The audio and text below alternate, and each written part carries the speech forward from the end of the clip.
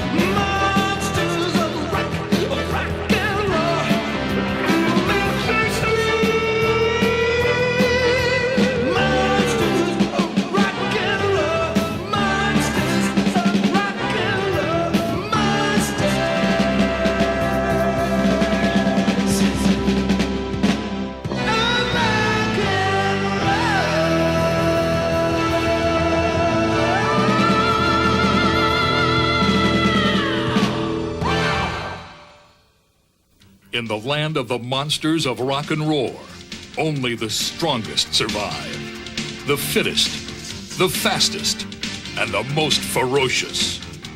What you're about to see is a tribute to the monsters of the U.S. Hot Rod Circuit of Champions. The giants of indoor motorsports. The men and machines who put it all on the line, time after time. Always pushing for new limits. The battlefield may vary.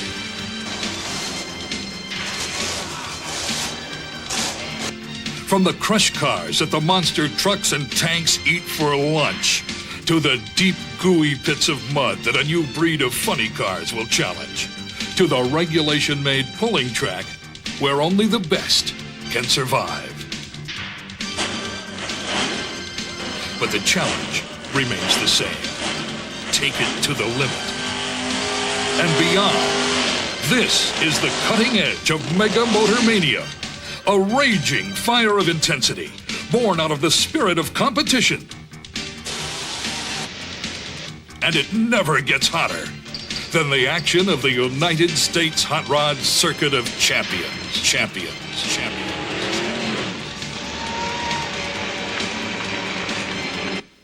Now, I'll tell you a story about competition. It all started when a soft-spoken fella by the name of Bob Chandler built the first one of them monster trucks back in '72. Why, he learned in a hurry that folks got downright fired up when they saw that giant beast of a truck acting up. Why, he figured that if folks got happy about what his contraption could do all by itself, well, just imagine what a good time they'd have if he had another to race against.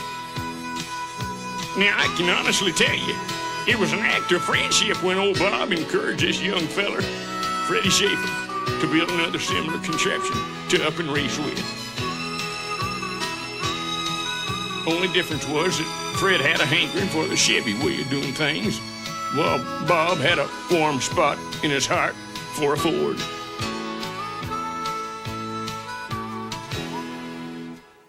Well, wouldn't you know it, the folks who came to see these fandangled spectacles got even more excited. Now, I mean to tell you, they had some fine, good times back then. Barnstorming from town to town and finding out as they went that everybody seemed to want to take sides over the whole fuss. How many of you people want to see Barefoot win it for Chevrolet?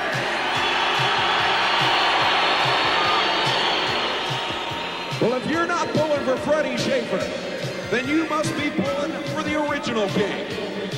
Race fans, rock this place! Where are the Bigfoot fans? Now, as their fans got more fired up, the competition began to get in the way of things. Made them downright ornery at times. And before you knowed it, why, their friendship went to horse bucks. Bigfoot has been avoiding me for years, and I don't care if I tear up my truck, I'm going to beat him this weekend. And by golly, nobody can say that Fred didn't sow his best oats. But sometimes the competition can just catch you on a bad day.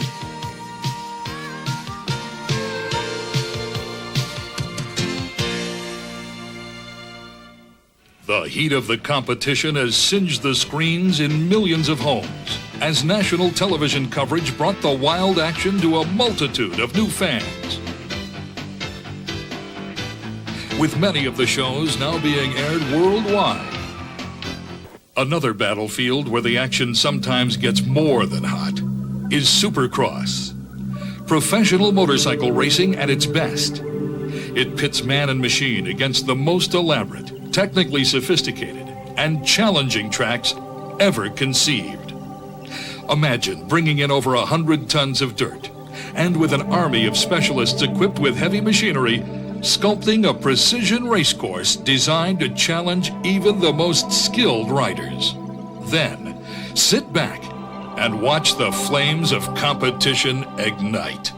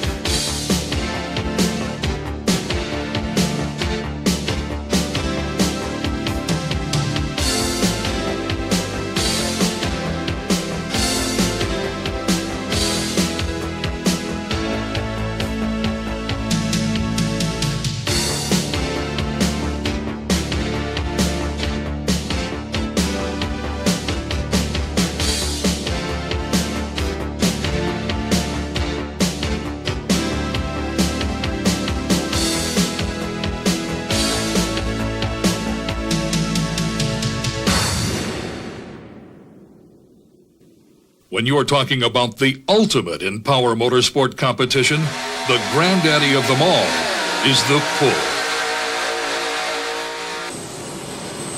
The giants on this battlefield attempt to conquer a 60,000-pound foe.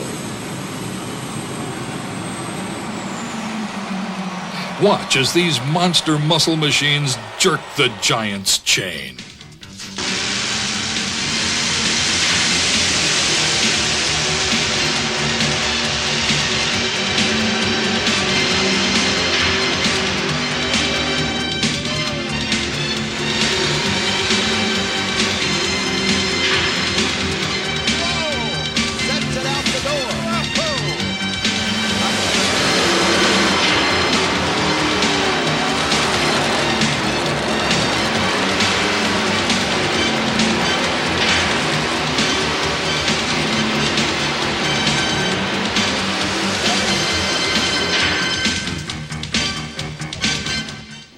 Well, as I've seen it happen all too often, the more fired up these fellas got, the more they started running their mouths off and saying stuff that, well, just kept making matters worse.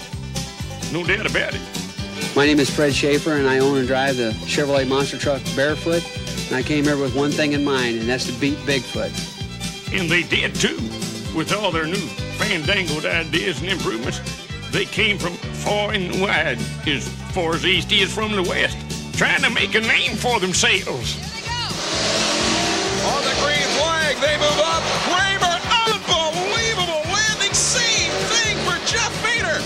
These guys are going for blood, but a lot of smoke coming out of Bigfoot. Jim Kramer may have problems as he hits the second set of cars. The truck almost enveloped in a fog bank.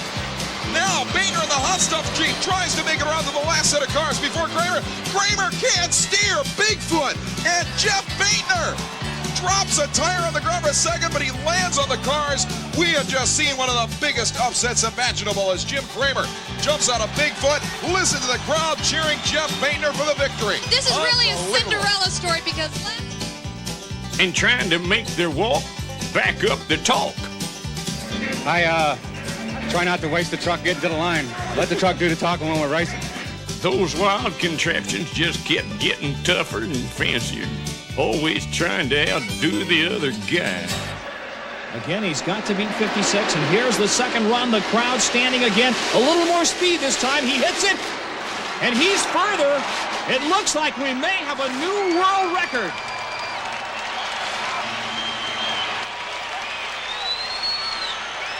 He made 70 feet, a new world record for a monster truck jump.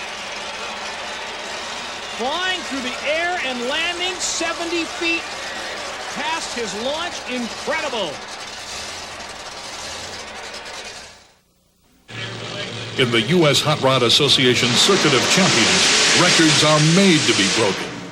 And in the high-flying, down-and-dirty world of mud bog drag racing, records can be made by mere hundreds of a second. And almost out of bounds again, but Melvin had a great one going. It was one of the best launches of the event. Now it hits the rut. He stays in it. Throwing him around the roll cage, and here's the elapsed time. 1.95 seconds. The second quickest run in U.S. Hot Rod Association history, and number one at this event. With times like that, it doesn't take any time at all to turn you into a mud bog maniac.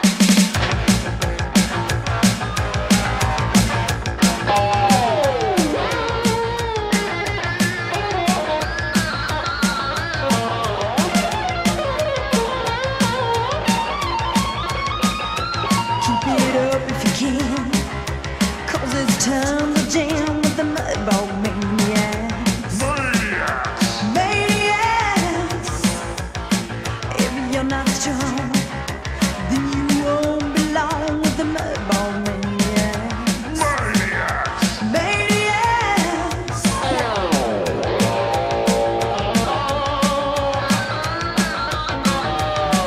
It's a suicide run, and you better beware. A bog is no soul and it don't care. Baby, you better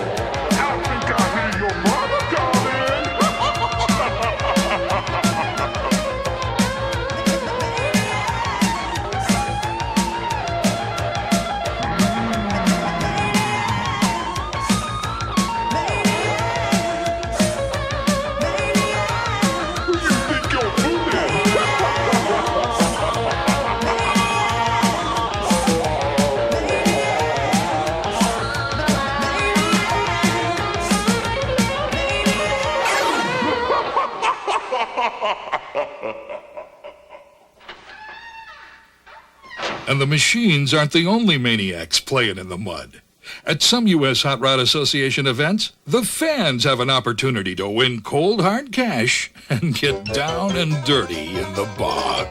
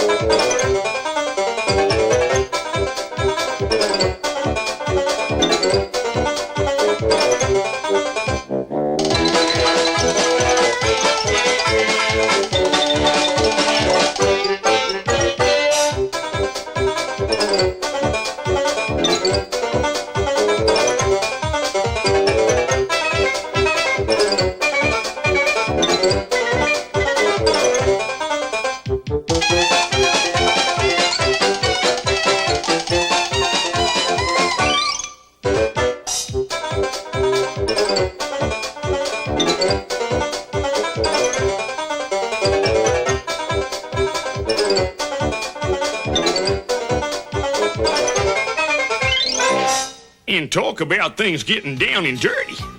Why, with all the pressure of the races, the once cozy friendship between Bigfoot and Barefoot fell lower than a snake's belly in a wagon wheel rut. Our pal Fred began running around like a chicken with his head cut off, trying to think of new ways to beat Bigfoot. You're not just taking on Bob Chandler, you're taking on part of Ford Motor Company at the same time, and it's a pretty big step to take. This is for all the marbles. The quickest elapsed time in this battle will take the championship. Bouncing around a little bit after nailing the throttle on the green flag, Fred spins it perfectly around, lines it up on the cars. Good solid hit, clearing all 5 cars, and the crowd goes nuts.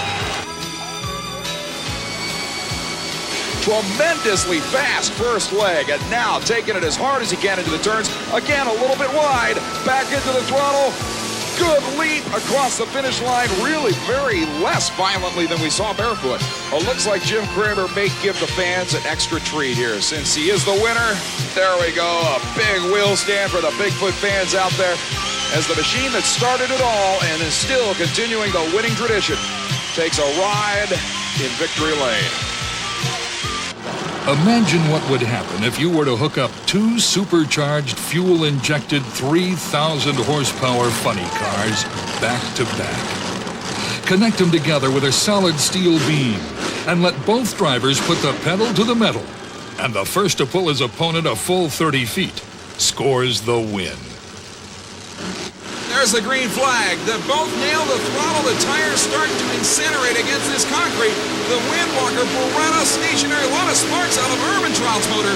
The smoke is almost obliterating who the winner was, but it looks like that Toby's pulling ahead, and he looks like he's got a good jump on him. Is that it? That is it. Toby Ermintrout makes it 30 feet forward to the cones to claim the victory, and Jack Ermintrout is out of it. What a battle. Here's the superstar Hollywood stuntman Brian Carson, who has thrilled audiences worldwide with his spectacular stunt driving in movies like Batman and James Bond.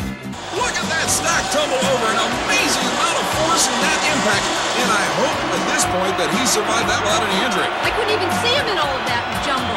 Well, that wall of fire blinds the driver. You can see the safety crews now trying to go out and get him. The crowd is going nuts. They want to see this guy come out of this car. Brian Carson in another flawless performance. He is still not out of the vehicle, though. Let's take a look at the replay on the hit. Here you see it come up the car, the explosion that blinds the driver from seeing anything that he's going to hit into the stacked up cars at 70 miles per hour. Look at those vans go back on that impact. He hits right square in the middle, too. Absolutely perfect hit. Tremendous amount of kinetic energy going into that wall. And there he is out of the car and looking a little bit worse for wear, but walking under his own power. Unbelievable showman. Here we see it from another angle. You see the flash? Can't And see there much you- else at that point. And there you see him, right smack in the middle where the maximum damage can be done. And this is David Lord, a modern-day escape artist who is about to attempt a feat that would cause Houdini himself to turn over in his grave. Constructed is made of half-inch plexiglass. Handcuffs are going on. Chains are going around underneath his arms. They're going to put not one, there goes the second lock underneath his hands. The final of the 3 locks, the chain is made a double wrap around his leg. The double chain, the double wrap. You can see behind him, putting him in this half-inch plexiglass steel reinforced box. And I can tell you that there's nothing in the box except David Lord. 2 locks going on now. They're locked. Remember, he can breathe now because the box not airtight. There is no trick door. The camera will remain up there, and you will see the dirt go on top of this box as he is buried right here before your very eyes.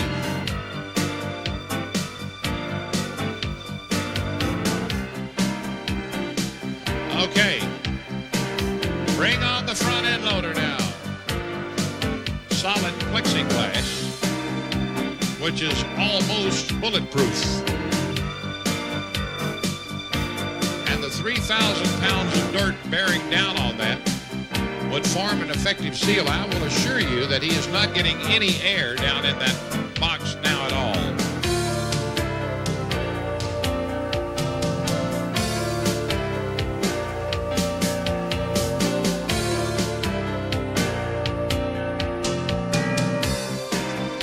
Here's a crazy California Hall of Fame stunt rider, Reckless Rex, attempting a backward flip on his motorcycle, 3.5 stories in the air.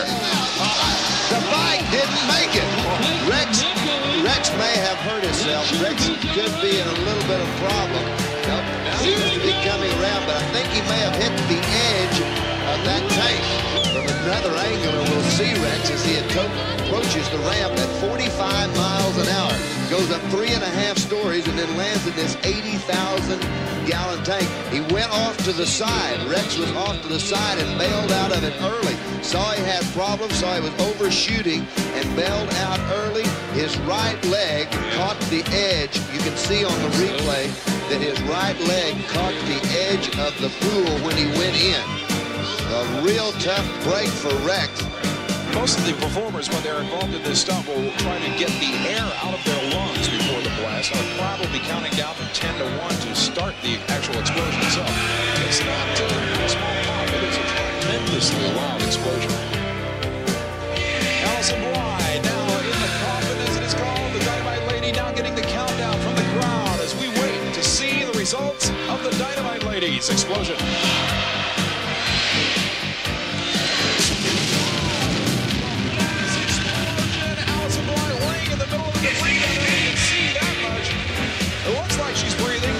Indeed, it looks like, with the exception of the effects of the concussion, Allison Bly has survived without a scratch. Like I said, it is no small explosion. Tremendous blast. Paramedics with her right now. The camera was moving through. We should have an up-close look at Allison and the effects of the explosion. Looks like she's okay.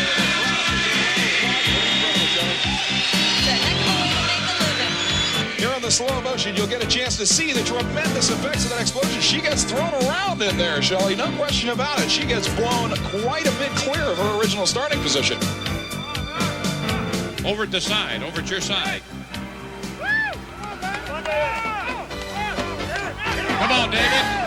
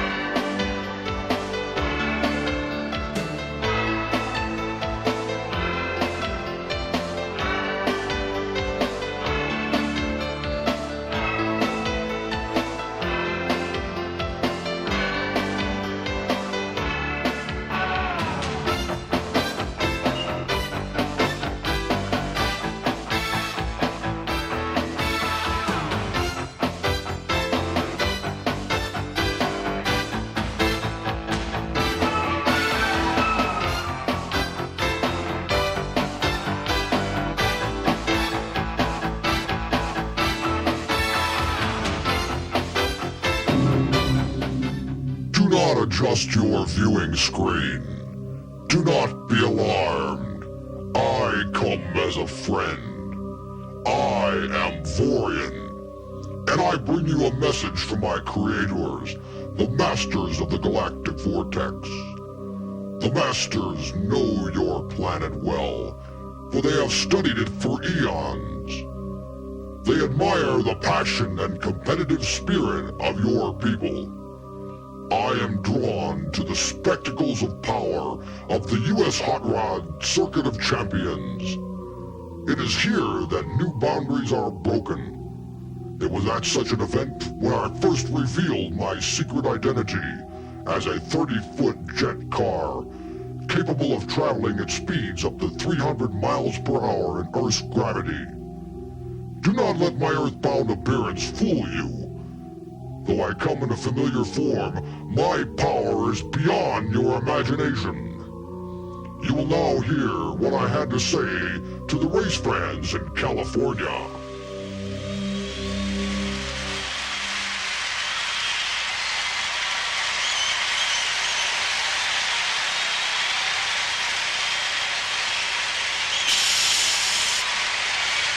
Greetings, race fans. I am Vorian, and I have traveled far to bring you a message of encouragement from the Masters of the Galactic Vortex. How many of you have come here today to witness the power? Though your technology is primitive by our standards, you have no idea how close you are to extraordinary breakthroughs in the propulsion sciences. I have come to this planet disguised as a mere jet car. When I travel the galaxies, I am able to cruise at velocities that approach the speed of light. Take heart. You need only understand that the only barriers which keep you from this attainment are the limitations in your own beliefs. I am drawn to the spectacles of power by USHRA Association's Circuit of Champions, for it is here that triumph thrives in the heat of competition. It is you who will master the sudden advancement through your desire for greater power. Right here, in this very audience, there are children who possess the gift that will enable mankind to penetrate his present limitations. Young people who will build on the foundations of what you celebrate here today, just as the competitors of the hour have built on the knowledge of those who have gone before them. I have come to kindle the flame of aspiration and warn you to be ready, as the prospects for your future are great indeed. The technical progress you will experience in the next 5 years will exceed that of the previous 10,000 years of Earth history. So prepare for swift change, and don't be caught asleep at the wheel. Let me show you now what could happen if you allow complacency to rule your life.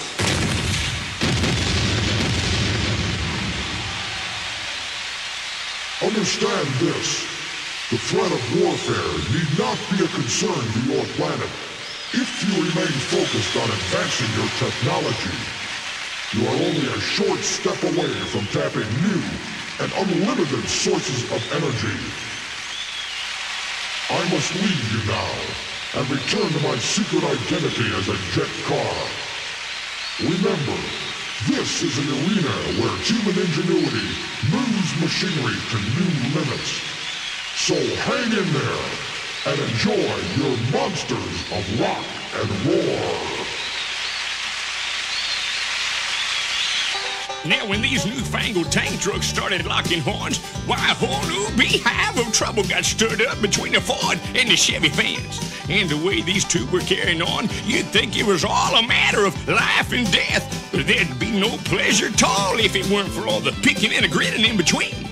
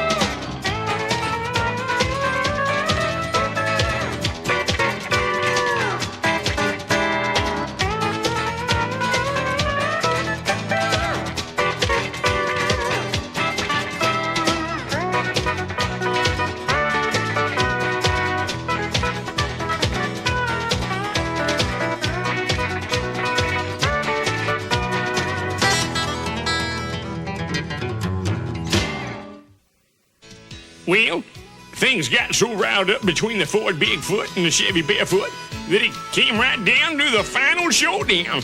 Just the two of them for bragging rights. Standing stop. Here he goes. Jump time. Whoa! Beautiful. Whoa! One bounce it off. Get on the brakes and shut it down. Beautiful job. Outstanding. Now, the tape comes out.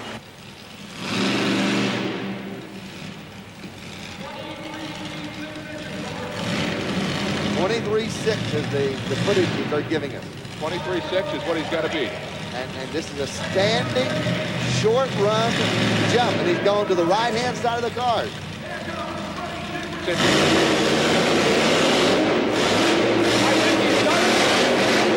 I think he's done it. He has ripped the door off of it. He blew the doors off Fred of it. Schaefer has blown the doors off, but I think he has done it. And just looking from where they're going to measure, he has. Fred Schaefer. Now, you know what this boils down to? Who won that time competition? That's right. Fred Schaefer sure put on a show after having a little problem going to the truck for some parts. He comes back and he wins the Battle of the Monster Trucks tonight. I should say so. Matter of fact, the man of the hour, the pride of Pontoon Beach, Illinois, is trackside. Congratulations, Fred. Thank you. Maybe things will start going a little bit more my way with the Barefoot Racer.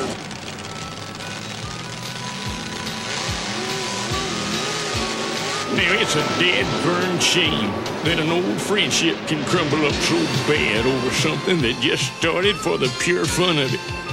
But just suppose that if it weren't for the spirit of competition, we never would have had all these knee-slapping good times and this whole breed of new heroes. Let me remind you that you are the heroes of the future. There are many secrets yet to be revealed, secrets you are not prepared to receive. I have revealed only a small portion of my power. I have traveled far and overcome great obstacles to bring these messages. Do not be deceived. The forces of evil that seek to disrupt the peaceful development of this planet and its solar system have launched a full-scale assault against my mission. Enemy droids have been dispatched with the purpose of destroying my present form. You can expect to witness these attempts at my future appearances at the USHRA shows. The power of Vorian is yours.